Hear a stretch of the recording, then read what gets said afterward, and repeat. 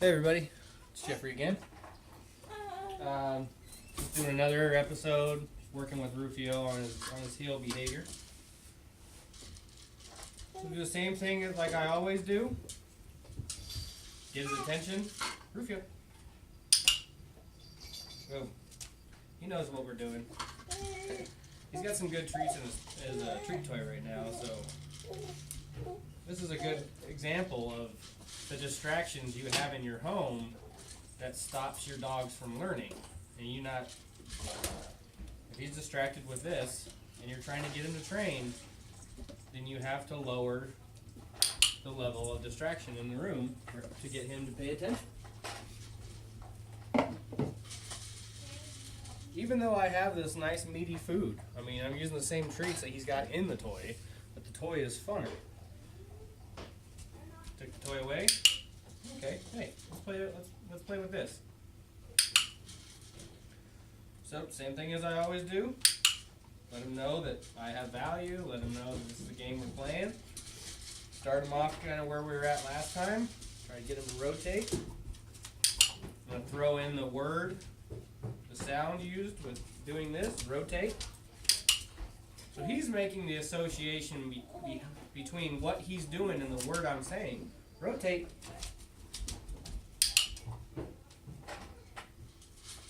Rotate. So what I'm hoping to get him to right now is that I can do it without the food lure.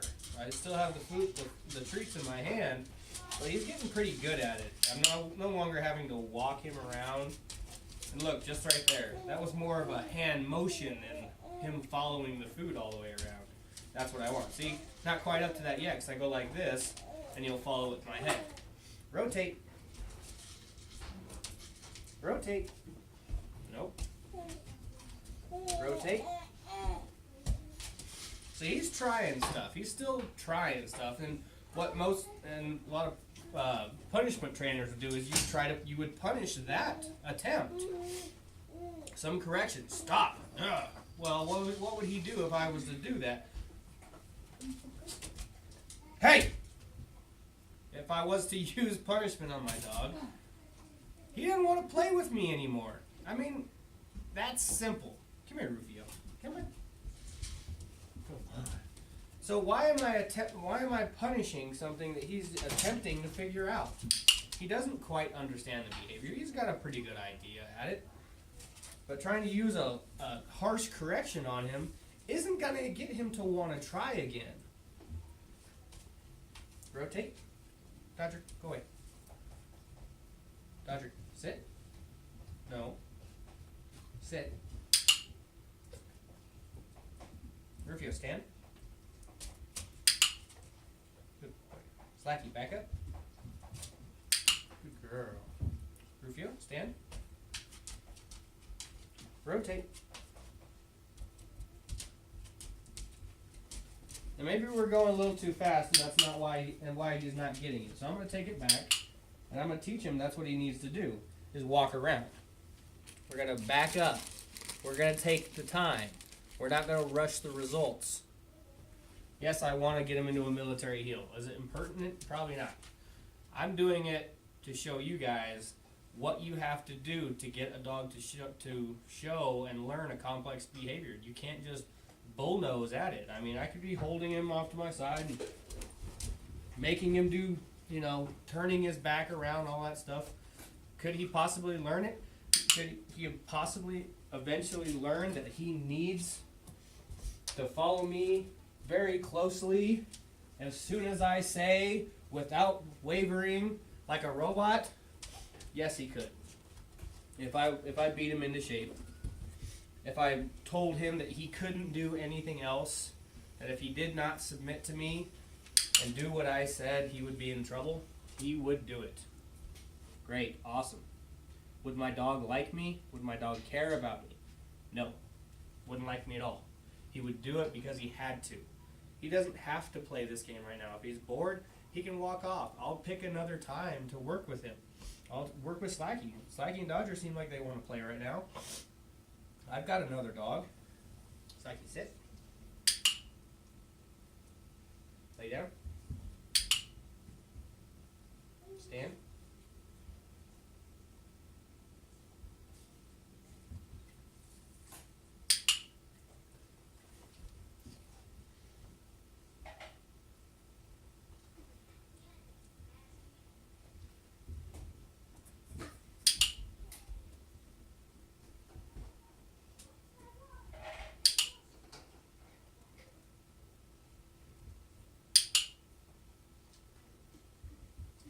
dodge her a treat for laying there.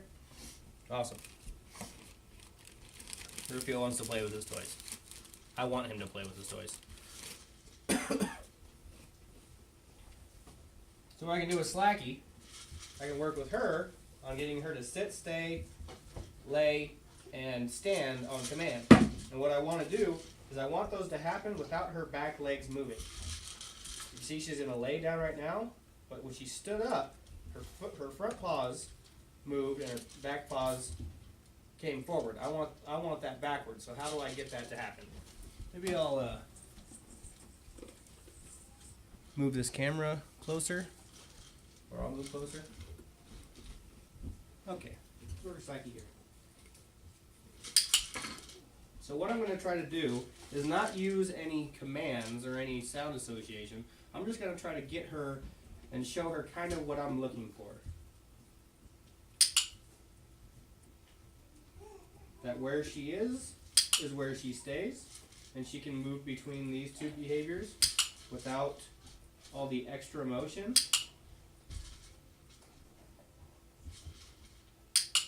She's still moving her back legs a little bit, but we're going to work with that. We're going to stretch it. We're going to get better at it. We're going to teach her that pawing my hand doesn't get her anything. So when she does, I'm going to withhold. I'm not going to give her a treat. I'm going to reset until she's in a position that I do like her to be in.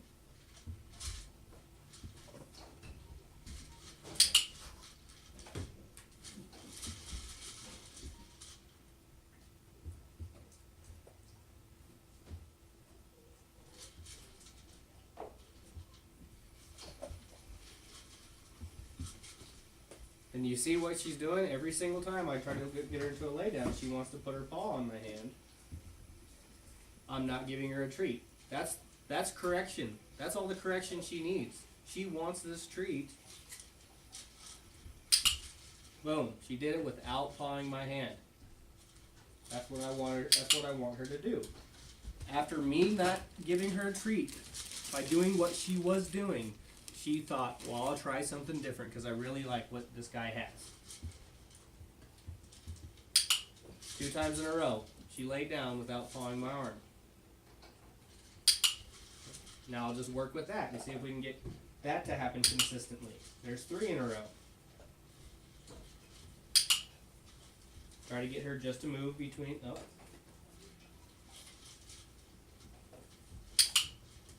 Touch her back up. Back up. Back up. Back up. Back up. Back up. Good boy. Slackie.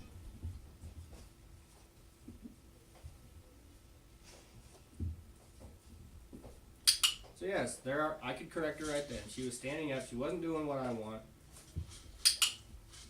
Is that going to help her learn this behavior at all? No, it's going to teach her that what I don't want her to do. That's not what. So what? She understands I don't want her to do that. Doesn't help her understand what I'm actually wanting her to do.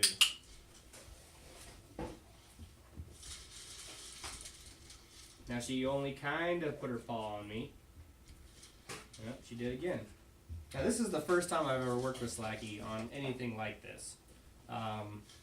She's kind of the little one. She doesn't get up as much as I'd like. But for just this, the fact that about 10 times in a row, every time she would lay down, she would put her paw on me. Within 8 corrections, with me withholding the treat from her 8 times, she learned, all right, I'm not going to put my paw on this guy, on me, when I'm laying down, and he'll give me treats for it.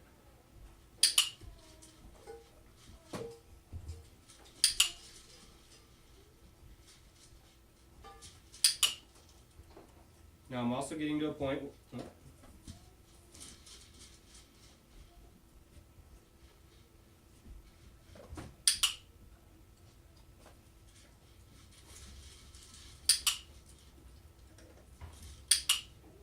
Now she's getting sit and stay. Now I'm going to try to lure her into a standing position, which is hard because they've been reinforced so many times to sit that that's their go-to behavior. That's the behavior they're always in is a sit. Even if they're walking forward, sometimes what they do is what I call a walking sit.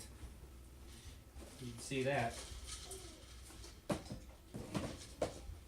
They walk, they take a step and get right back into that sit position, which is okay, which is a lot better than them jumping up and going crazy like some of my clients have, and that's why they call me, is because their dog won't sit.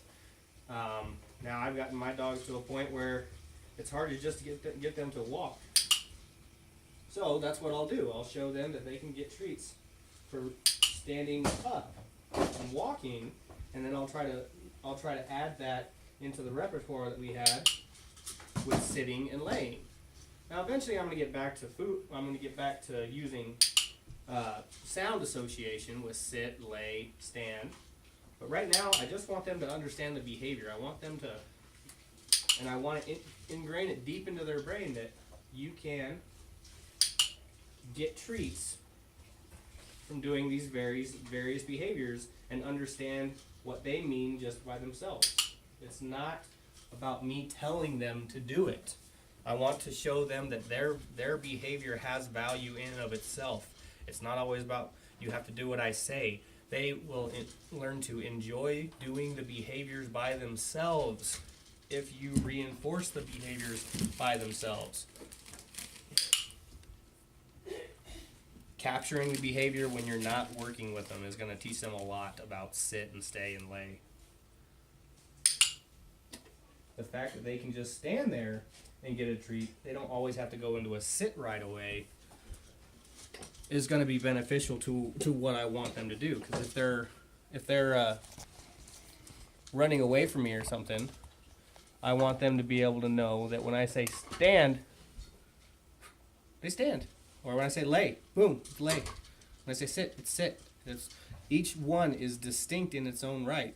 A lot of problem I have with Slackie is I haven't been working with her too hard on a distinct sit or a distinct lay. I'll tell her sit, and she lays down, and I'm like, okay, well, whatever. I mean, it's as long as you're paying attention to me and you're down and you're not going crazy. That's what I was looking for. So I haven't been very good on that, neither the rest of anybody else been very good about getting her to do a distinct sit. When I say sit, this is the behavior she shows. Not, okay, I can show this one too. That's where you're going to get that high obedience, is asking your dog for a certain behavior and practicing it. Sit. See right there. I don't know if you saw it, but now she's laying down. She was in a sit position, and I said sit, and she laid down. So eventually I'm going to get to that, where being up in a regular sit is going to get her as much value as being in a lay down, and then I'll put that word back into it. So this is my little Saturday vlog. I don't know, I really like doing videos. I got a new phone, it's an HTC phone. So I'm going to try this because my little waterproof camera is really because there's no sound, and I got to voice over everything, and then I got to use the microphone on my laptop and put it all in. And when I do some more like exactly how to do this behaviors videos, I'll probably do more of that stuff, but then I'll have to do like clips and put them all together. Step one. Yeah, so I'm just calling this the vlog, a video log of my training throughout the day.